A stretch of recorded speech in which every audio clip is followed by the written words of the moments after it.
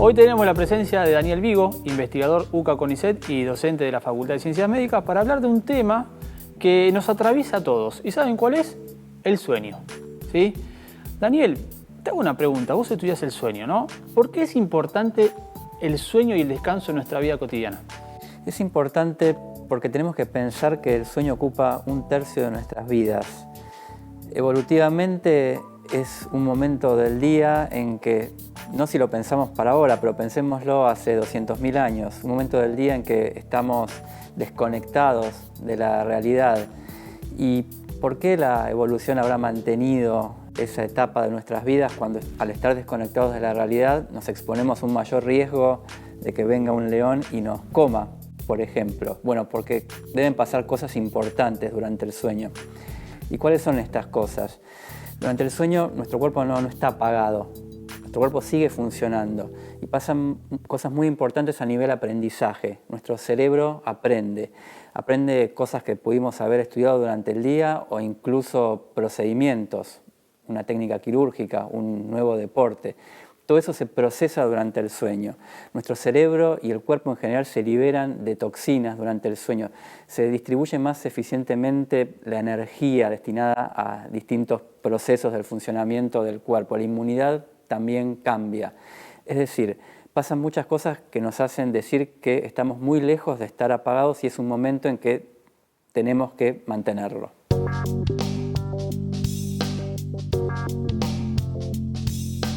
¿Cómo es que se asienta ese aprendizaje del día cotidiano cuando yo me voy a dormir? Las neuronas, las memorias de las neuronas se fijan la sinapsis y se arman lo que se conoce como engramas. Los procesos moleculares están alejados de mi línea de investigación y los desconozco, para serles sinceros. Pero durante el sueño se suceden distintas etapas: el sueño REM, de movimientos oculares rápidos, y el sueño no REM, que es donde los ojos no se mueven rápidamente, y en cada etapa se fijan distintos tipos de memorias, las memorias que tienen que ver con procedimientos o las memorias que tienen que ver con conceptos. Eso sucede durante el sueño, se fija lo importante y se descarta las cosas menos importantes. ¿Qué te llevó a estudiar el sueño? ¿Siempre supiste que es algo que me intrigó y quiero analizarlo, o la profesión, la vida te fue llevando por este camino? No, para nada. La vida me parece que hay un alto componente de serendipia. Yo en la secundaria mis dos opciones eran física o medicina. Por distintas cuestiones que no vienen al caso, opté por medicina. Más temprano que tarde, durante la residencia en clínica médica, entendí que mi vocación real era investigar y me fui apartando hacia el estudio de ciertos conceptos de física, dinámica de sistemas complejos, etcétera, aplicados a funciones del cuerpo. Yo me formé con mi mentor, que es el doctor Daniel Cardinali, que sigue trabajando en la universidad, y el doctor Nicolás Siri. Y el tema de toda la vida del doctor Cardinali fue el estudio del sueño, y en particular de una molécula que es la hormona del sueño, la melatonina. Entonces, un poco empecé a aplicar esas cuestiones matemáticas, físicas, al tema del sueño.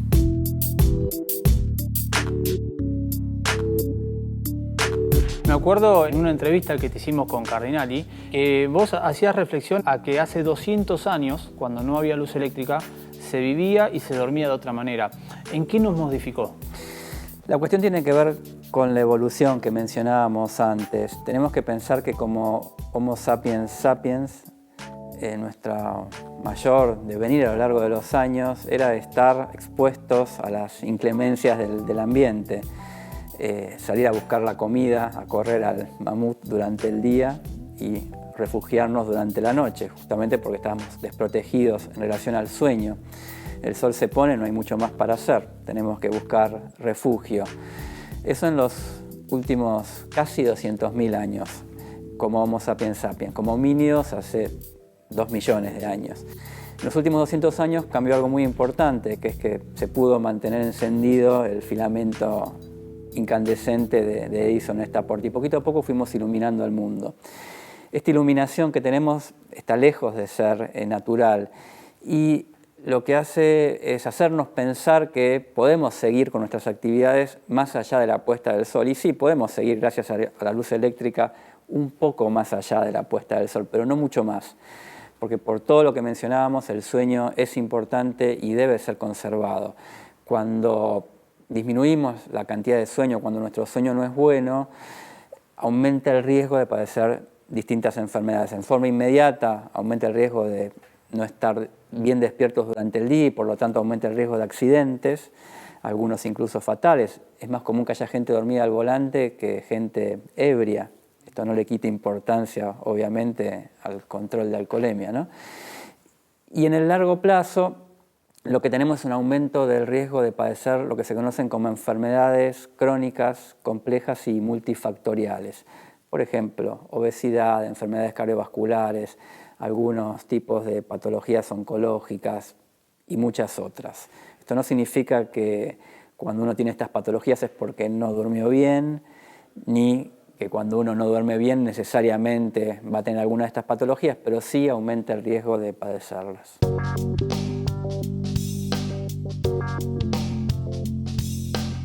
Vos recién hablabas sobre el tema de la luz, de las pantallas, ¿no? ¿Qué reflexión te merece esto de personas que se van a dormir con la tele prendida o chicos que se van a dormir con una tablet, que se quedan dormidos porque el dispositivo se quedó sin batería? ¿Es recomendable eso para conciliar el sueño? Porque viste que algunos dicen, no, yo sin la tele no me puedo dormir. En líneas generales no es recomendable, pero para muchas personas la tele es una suerte de chupete electrónico. Y si para esas personas mirar la televisión los ayuda a dormir más rápido o mejor, bienvenido sea. Ahora, en líneas generales no es conveniente llevar pantallas a la cama. En realidad uno debiera reservar la cama o bien para dormir o bien para tener relaciones sexuales. No para comer, no para llevar trabajo, no para interaccionar socialmente, no para las pantallas. ¿Qué pasa? En primer lugar, le estoy sacando tiempo al sueño. En segundo lugar, por lo general las pantallas emiten un componente de luz azul que favorece la alerta, con lo cual dificulta el sueño. En tercer lugar, sobre todo en adolescentes, favorece el desarrollo de algún tipo de conducta adictiva que también va en contra del buen sueño.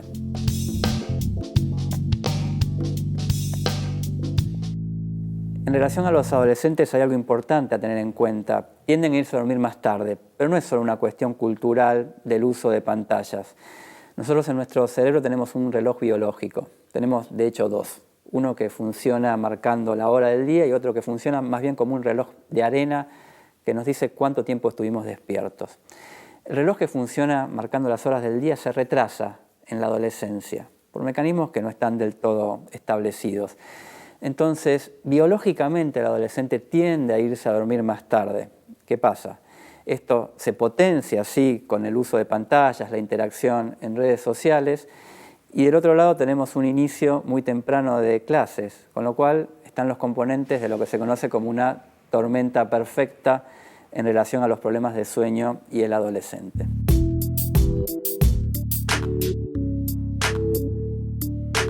Depende también la edad que vos tengas, es la cantidad de horas de sueño que tendrías que llegar a tener, ¿no? Exactamente. En un adulto joven, las clásicas 8 horas de sueño son las recomendables, pero este es un promedio. Hay gente que necesita un poco más, gente que necesita un poco menos, gente que con 7 horas está bien. En cualquier caso, menos de 6 horas para un adulto joven es poco. En la adolescencia o en la infancia esta cantidad es mucho mayor. Un adolescente debiera dormir entre 9 y 10 horas y nuestros adolescentes están lejos de obtener esa cantidad de sueño. Los nuestros y en general en todo el mundo. Y los chicos aún un poco más, tal vez en las 10 horas. El bebé pasa la mayor parte del día durmiendo y está bien que eso así sea. Y con respecto al hábito de la comida, ¿conviene comer mucho o comer poco para conciliar el sueño? Conviene, como dice la famosa frase, la vamos a decir completa, desayunar como un rey, almorzar como un príncipe y cenar como un mendigo. Por toda una serie de cuestiones metabólicas, conviene más bien tener una cena liviana, llamémosle para no entrar en detalles. Hay algunos alimentos que no favorecen el sueño, como hay otros que por ahí sí. Entonces conviene más bien tener una cena liviana.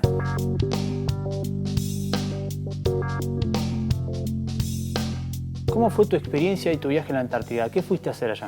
Nosotros estamos estudiando desde hace unos años algunas cuestiones que tienen que ver con el sueño y los ritmos circadianos aplicadas a la exploración humana del espacio. Con una colaboración con la Universidad Católica de Lovaina en Bélgica, pudimos participar de un proyecto, el proyecto Mars 500, de la Academia Rusa de Ciencias y la Agencia Espacial Europea. En Mars 500 se confinaron durante 520 días a 6, astronautas en condiciones que se asemejaban a las de un hipotético viaje a Marte, para ver el impacto del aislamiento y confinamiento extremos en un grupo de personas. Y ahí estudiamos cómo se afectaban los ritmos biológicos. Lo que vimos es que los ritmos biológicos se achatan en el confinamiento y eso lo estamos vivenciando con la pandemia, al tener menos estímulos ambientales. No dormimos lo bien que dormíamos antes y no estamos todos lo despiertos que podíamos estar antes. Esto se verificó científicamente en Mars 500. Después de ese proyecto, lo que pensamos fue, bueno, ¿qué podemos hacer genuino desde Argentina para aportar al conocimiento relacionado con la exploración humana del espacio? Se conoce la Antártida como un lugar donde se replican estas condiciones de confinamiento y aislamiento similares a las del espacio y se hacen este tipo de estudios, la NASA, la Agencia Espacial Europea. Nosotros, a través de la Dirección Nacional del Antártico, el Instituto Antártico Argentino y lo que hoy es el Comando Conjunto Antártico, tenemos una presencia en Antártida desde hace más de 100 años, ininterrumpida. Lo que hacemos en Antártida es evaluar el impacto de un año de confinamiento y aislamiento extremo, y esto gracias a la colaboración de los médicos que van año tras año y todos los miembros de las dotaciones que van a Belgrano 2, es evaluar el impacto de un año de confinamiento extremo sobre el sueño y los ritmos biológicos. Y lo que se ve es que los miembros de la dotación tienden a irse a dormir un poco más tarde y como se levantan a la misma hora, esto se traduce en una disminución de las horas de sueño. La falta del estímulo de la luz solar actúa como un desincronizador de nuestros ritmos biológicos. La exposición a la luz del sol sincroniza día tras día nuestros ritmos con lo que hacemos durante el día, con los estímulos del ambiente. Esto es lo que se pierde en las latitudes extremas, por ejemplo en la base de Belgrano 2 en Antártida.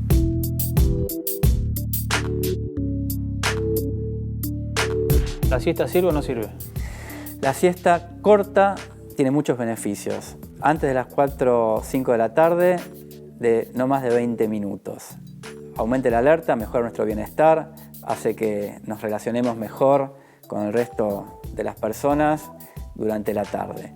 La siesta larga sirve cuando no dormimos todo lo que tenemos que dormir. Es una forma de pagar nuestra deuda de sueño. Daniel, has sido muy claro con tus conceptos. Muchas gracias por la invitación. Gracias por haber venido.